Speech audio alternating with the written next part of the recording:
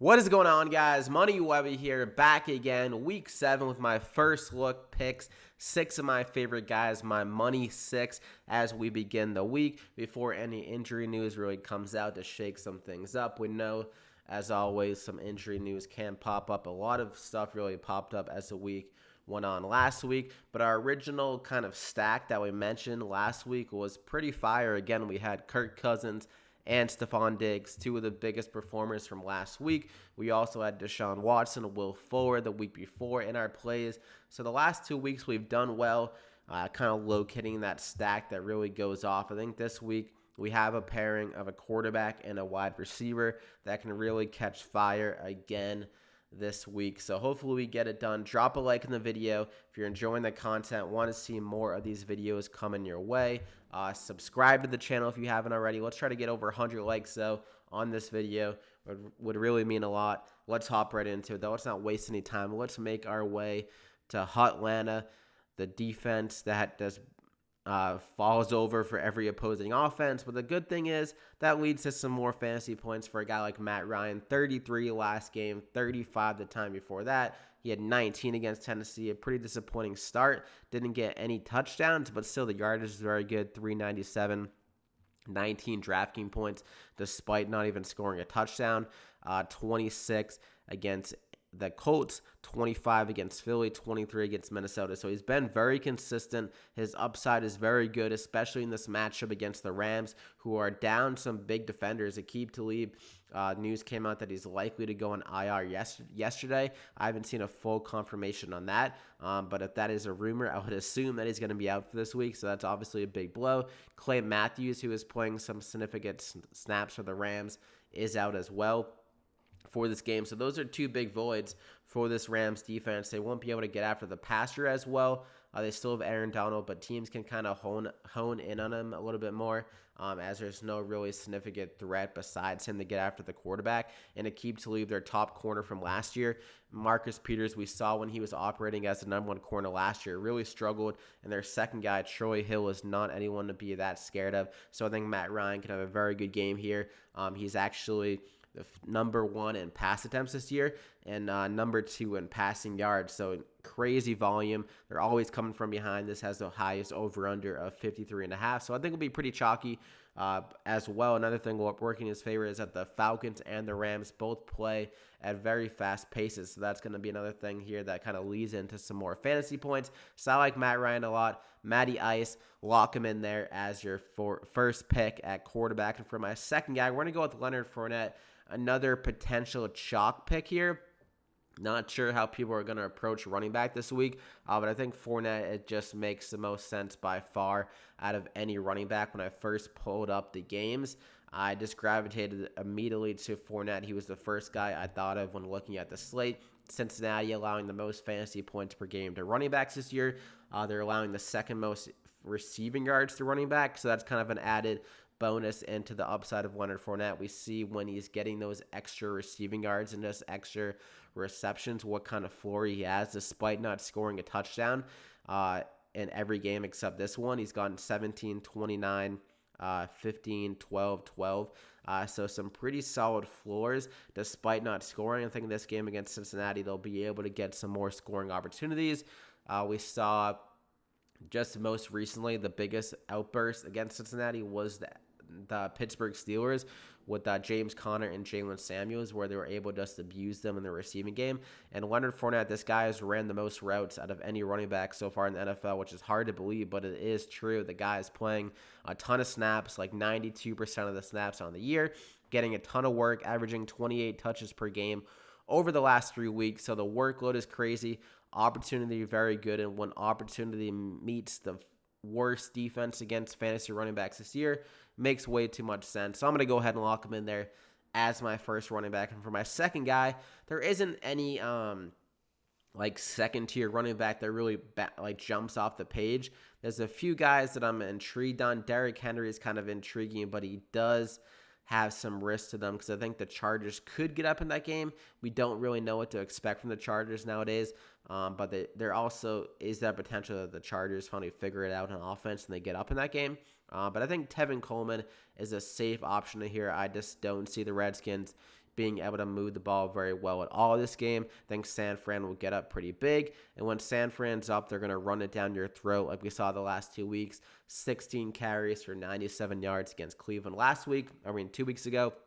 And then 18 for 45 against the Rams last week. So not very efficient at all, but still 14 DraftKings points. He's getting the scoring opportunities. I think both of these touchdowns were pretty close to the red zone. I'm not sure if the second one was like on the goal line. We did see Jeff Wilson take over as a goal line back when Tevin Coleman was out. But I don't think Wilson has seen a snap since Coleman has came back. So then Coleman is kind of operating as that goal line back now, which is always good for his upside. And the touches have been pretty good the last 2 weeks. 16 and 20, pretty solid. He's always going to be somewhat of a factor in the receiving game as well. Plays more the receiving kind of down work compared to a guy like Matt Breida, who isn't much of a receiving threat, more of a first and second down guy. And if he gets those same amount of touches this week against a worse defense in Washington, they've been allowing, I believe, the 4th most fantasy points per game to running back. And San Fran actually has the most rushing attempts per game out of any team. So definitely a good opportunity for any fantasy running back that is the number one guy in their offense, and that currently is Tevin Coleman. So I'm going to go ahead and lock him in there as the second running back. A nice little floor play, I think. His upside isn't crazy, as the game script doesn't really lead me to believe he'll be that involved there in the receiving game. But I think he will be able to get a good amount of rushing attempts. Definitely an opportunity for a touchdown. And now we're going with the quarterback wide receiver stack. Julio Jones here. I think this matchup makes way too much sense at 8,000 here, going against a Rams defense without Aqib Talib. And that's kind of the guy that would match up fairly well against Julio Jones, I think, in the spot. A bigger body guy that can be physical with Julio Jones at the line of scrimmage. But now that shifts over here. Now we got Marcus Peters and Troy Hill. Marcus Peters, more of a finesse kind of guy, can struggle against us more physical wide receivers. And the matchup that you might be kind of reminded of just thinking towards last year with Marcus Peters when he was by himself without Aqib Talib. I believe Aqib Talib missed the game against the Chiefs. I know that Tyreek Hill went absolutely bananas in that game.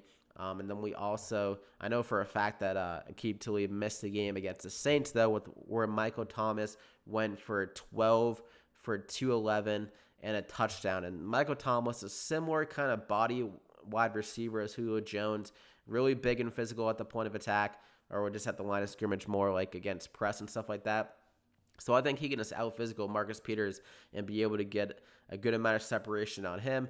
And I think you could definitely go off. Wade Phillips is a kind of defensive coordinator that he kind of trusts his guys to a fault. Like, he'll put him in man coverage and not give him that much help over the top, even if it's a big mismatch like Julio Jones versus Marcus Peters, or even against Troy Hill. So I think Julio Jones is going to absolutely feast in this game. I think he's due for one of his huge games. We saw him a few times last year, like against the Eagles. He went like 11 for 160. Against the Bucs, he went for over 130 yards in both matchups. Against softer matchups, he has huge upside.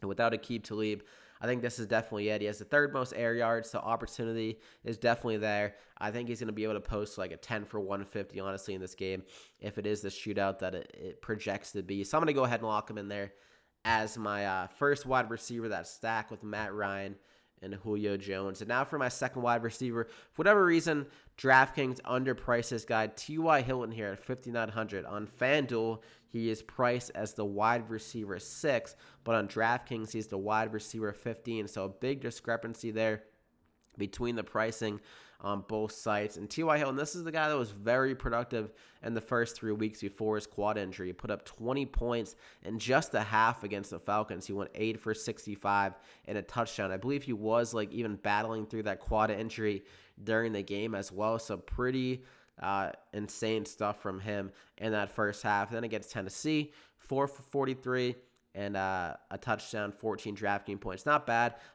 Chargers, very good performance, though. 8 for 87 with 2 touchdowns and 28 DraftKings points. And he's been the go-to guy in the red zone. Actually has 8 red zone targets in just like 3.5 games here. Was barely involved in this game against the Chiefs because they were just able to run over the Chiefs in that game. They had some injuries to their defensive line, so they said, like, hey, Marlon Mack, here you go. Here's every single snap you're getting the ball, pretty much it seemed like in that second half. And the Chiefs couldn't do anything about it. So, I mean, they didn't really need T.Y. Hilton in that game. Then they had the bye week last week. So his quad is likely fully healed, should be 100% to go. And this just sets up as more of a T.Y. Hilton game compared to a Marlon Mack game for me, just because of the lesser play at cornerback for the Houston Texans. I think it's a big mismatch, especially if it matches up with Jonathan Joseph, an older guy. T.Y. Hilton has much more speed on him. We saw some bickering, go back and forth, just some like trash talk go between them last year before the playoff game, where Jonathan Joseph said something, and then T.Y. Hilton called him a clown and then wore a clown mask before the game. So that was pretty funny. Hopefully T.Y. Hilton brings that same mentality again this week. And they did have the bye week, which can be big in preparing for this game. So I think T.Y. Hilton will have the upper hand in this game. Texans soft matchup, like I said, allowing the 6th most fantasy points per game to wide receivers. And like I said, just priced down a little bit too much on DraftKings. I think he can be a top 10 wide receiver this week in a soft matchup. So I'm going to go ahead and lock him in there as my second wide receiver. And always in T.Y. Hilton's career, he's been a very good yardage guy. Even last year in the 3 games against the Texans, he averaged like over 130 yards. So, I mean, because they played twice in this, because they're in the same division, and they played once in the postseason. So pretty big sample, averaging over 130 yards. And he's always been a big yardage guy, which is what I was going to say. But he's never been a huge touchdown guy. But with Jacoby Brissett really looking his way in the red zone, that really adds to his upside and his weekly floor as well. So those are the first 5 guys. And for my 6th guy to pair it off or round it off, I'm going to go with Hunter Henry, a very inspiring first game back off the injury. I mean, I expected him to be pretty limited, honestly. Well, earlier in the week when I first did like my first look and then my updated picks on Friday, I wasn't fully convinced that we would see Hunter Henry this game against the Steelers. I mean, reports were coming out that he was practicing, but a lot of times, like we saw with A.J. Green even, he was practicing this past week, and then we saw with Tyreek Hill. Typically, players would get like back to practice the week before they come back, but Hunter Henry was just like, just said, YOLO, I'm getting back in practice, and I'm playing right away. And he played a very good had like a pretty good workload just based on his first game back. He actually ran the 3rd most routes out of any tight end last week, and he had the perfect kind of like opportunity and perfect kind of situation, which I always love for fantasy tight ends, and that was that he ran 30 of his, 36 routes from the slot and from outside like the wide receiver position. Only a few of those were actually like from the actual tight end spot. So those are always the situations where I just think that fantasy tight ends have more opportunity to get more fantasy points as they're in bigger mismatches, I would say, and just running kind of more routes that kind of just lead to more opportunity, like more kind of upside kind of routes. They're running more down the field. And I don't know what I'm trying to say here. Just better, just based on like compared to other players, when you can consider other tight ends that kind of run routes from the slot and or the out wide receiver. We're thinking about guys like Evan Ingram, Zach Ertz, Travis Kelce, Darren Waller, a few tight ends that always put up pretty good fantasy numbers. So, I mean, the opportunity is there when they're in those kind of situations. And I don't have like exact kind of numbers pointing to that, but I just feel like those tight ends have better opportunity for fantasy points. So I think Hunter Henry at a cheap price tag at 4,000 here, with those routes being available for him, running a good amount of routes and good situations on the field, a good amount. He should be even seeing more snaps heading into a second week back. As long as he stays healthy, I think he's in for a very good week. So I'm going to go ahead and lock him in there. We're getting him at a value before his price probably spikes up when he is fully healthy. So I like him a lot there